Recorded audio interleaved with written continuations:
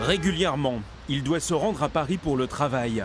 Quand il quitte les embouteillages pour rentrer chez lui, en Creuse, il se sent comme libéré. J'ai vécu 15 ans sur Paris, donc c'était sympa, j'étais plus jeune, il y avait plein de choses à faire. Aujourd'hui, c'est vrai qu'avec l'âge, l'état d'esprit, il change un petit peu. Et puis c'est vrai qu'ici, j'ai beaucoup d'attaches. J'ai ma famille, évidemment, ma maison. Ce jour-là, il troque la voiture contre une grosse moto pour une séance photo sur les routes tranquilles du département. Derrière l'appareil, il y a Arnaud, lui aussi passionné par les grosses cylindrées.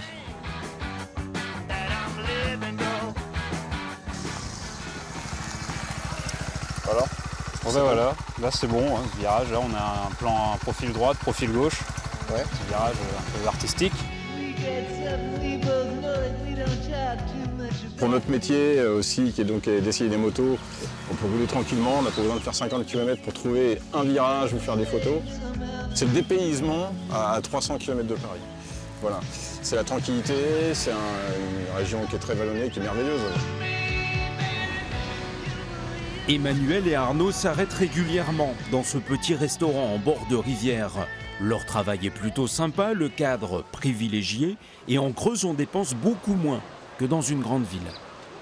Les choses sont beaucoup moins chères, on a moins de pression, on vit plus serein. On vit plus serein sur cette pression permanente de l'argent, même si, encore une fois, il faut quand même gagner sa vie. Donc nous, on a une chance, on a beaucoup de chance parce que notre employeur nous permet de vivre dans une région où il fait bon vivre et économiquement où c'est moins difficile. Donc on touche du bois. Les deux journalistes rédigent leurs articles à Guéret, dans un tiers-lieu, la quincaillerie. D'abord pour avoir du réseau, important quand on travaille sur Internet, mais pas que.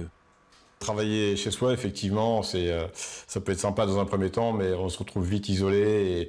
Et au niveau dynamique de travail, c'est quand même moins sympa que de travailler avec des gens, avec Arnaud en direct notamment, puis dans un univers où on croise différentes personnes, et puis où on est dans une dynamique professionnelle beaucoup plus évidente.